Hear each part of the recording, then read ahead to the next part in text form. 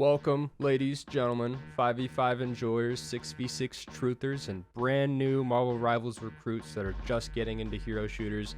I'm going to gather you all around the campfire here because I've got some scorching tea to spill about Overwatch's downfall and how Marvel Rivals is just swooping in like a last-minute hero cameo, not just threatening Overwatch, but practically every single free-to-play game in the market right now. Most of you probably have no clue who I am. My name's Aiden. You can call me Elynt. I've been playing Overwatch since the Overwatch 1 beta, and I've got a lot of opinions, and I'm done biting my tongue. Today we're going to be talking about the game that just took Overwatch to the metaphorical backyard and said, guess this is your home now.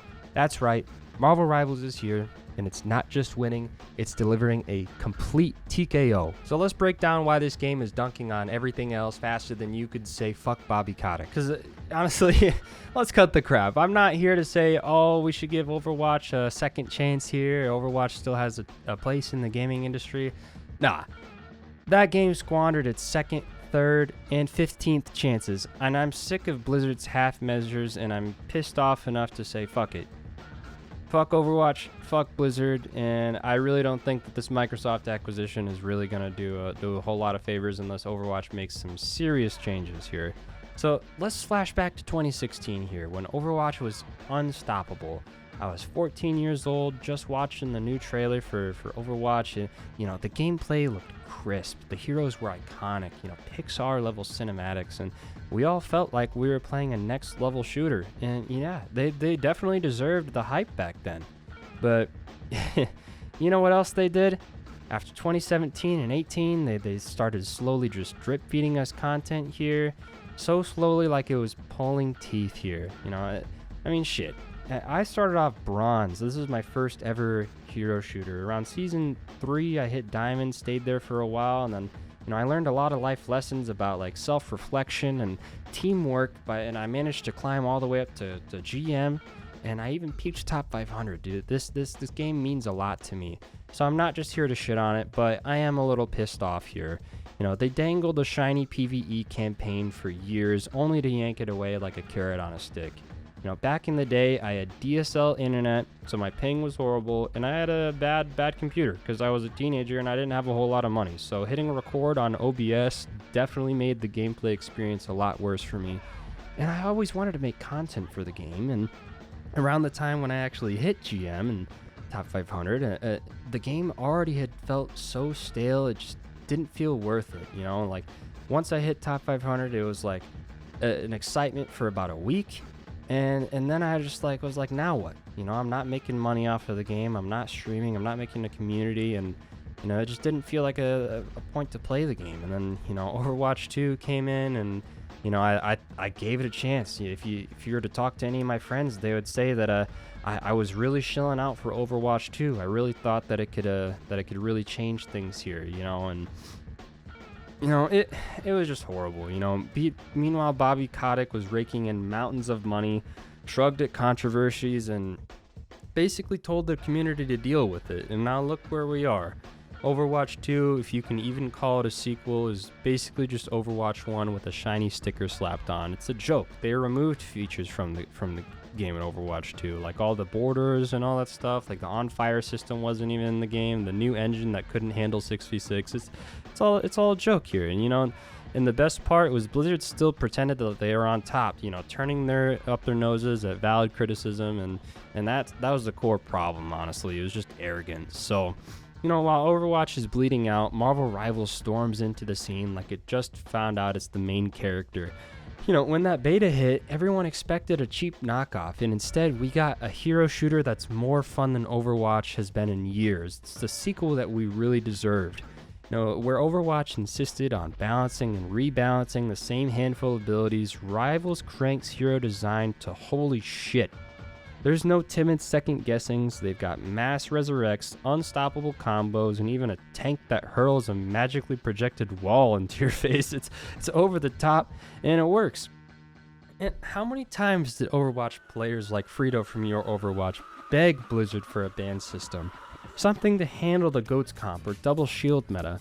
Blizzard did nothing, and Marvel Rivals just said, here, ban whoever the hell you hate.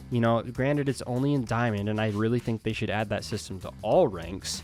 But, now you don't spend half of your night screaming about broken picks, you just ban them.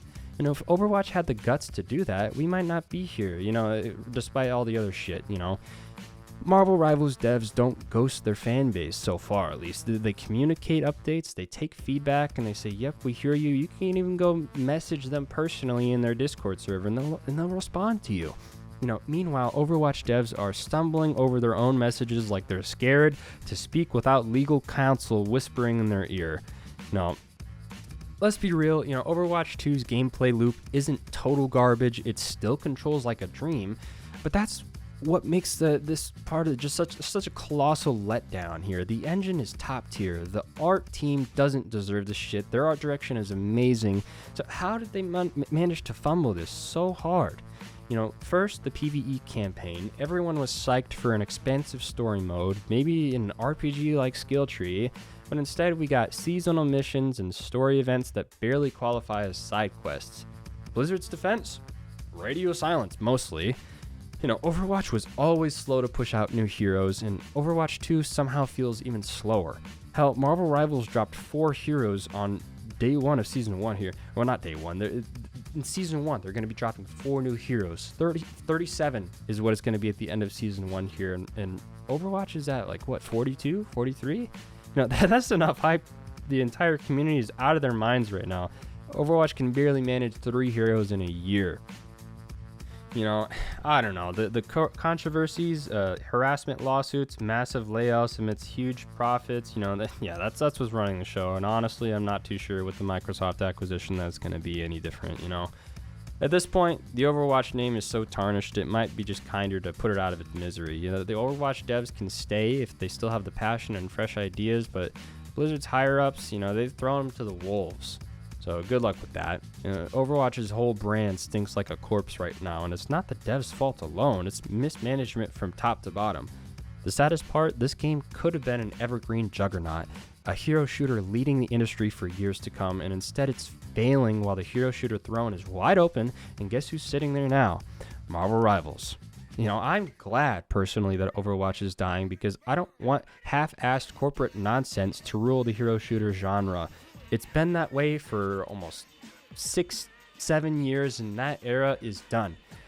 If losing Overwatch means the next wave of hero shooters actually care about the players and push boundaries, then so be it. And it's not just with hero shooters. This is with the entire free-to-play live service market in general. NetEase is just, they've got gold in their hands here, just like Blizzard did in 2016, but it seems like they actually know what they've got in their hands compared to Blizzard here.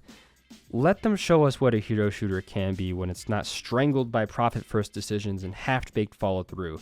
Don't get me wrong. I really appreciate what Overwatch once was. I owe a lot of life lessons and just fun and enjoyment, and I cherish those memories. But that Overwatch is gone. What's left is a brand stuffed with, corporate greed and Blizzard's unstoppable arrogance. If letting Overwatch fall by the wayside paves the road for better hero shooters, I'm going to break out the champagne. I mean, shoot, is Season 1 just dropped here? Blizzard is re-releasing, 3 colors of skins they've already, done. It's not looking good for Blizzard. So you know what? Yeah, fuck Overwatch, fuck Blizzard. And definitely fuck Bobby Kotick and all the mismanagement along the way. I am so happy to see the success that Marvel Rivals is receiving. And if the downfall of this once great title frees up the space for Marvel Rivals or some other contender to bring the joy, the creativity, and the raw hype that we've craved for so long, then let Overwatch sink. Maybe Blizzard will learn from their mistakes, or maybe they'll just watch from the sidelines while Marvel Rivals soaks up all that hero shooter glory. Marvel Rivals is bright, messy, and unbelievably fun here. The devs basically scribbled over the top on a whiteboard, slapped Marvel logos everywhere, and just hit the gas. No one was expecting it to blow Overwatch out of the water. Just like Frito from Your Overwatch says, we used to just think that the only game that could kill Overwatch was Overwatch, and yet here we are, watching as Marvel Rivals soaks up big player counts and sets the community on fire.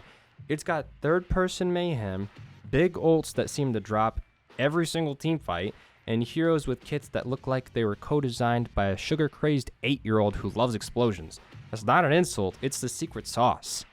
Marvel Rivals is a hero game first and a shooter second, so it cranks up the abilities to 11. If you're sick of spending half of your Overwatch match pinned behind a shield, shooting giga tanks, Marvel Rivals might be your comfort food here. The brilliance in its features here is Overwatch always ducked. Look at hero bans.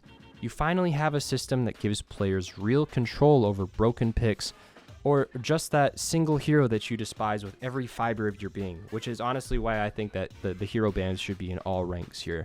You know, people used to say hero bans would kill Overwatch, except we're seeing them in Marvel Rivals, and they've been nothing short of a slam dunk. That alone is reason enough for longtime Overwatch fans to switch teams.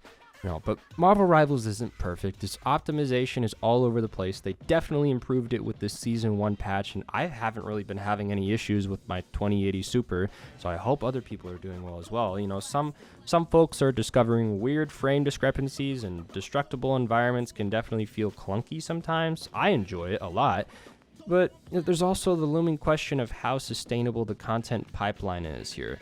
Rivals has been dropping new heroes like candying in a parade. But can they keep it up here, or will the pace eventually topple them? Nobody knows, and for now, it's hitting the honeymoon stride, and everything is shiny. What I love about this game here so far is it launched with a peak of around 480,000 players, and it kept that player count pretty concurrent for about a month straight here. But then Season 1 drops, and then boom, we got a 580,000 peak player count. This is not normal, folks. This is not normal.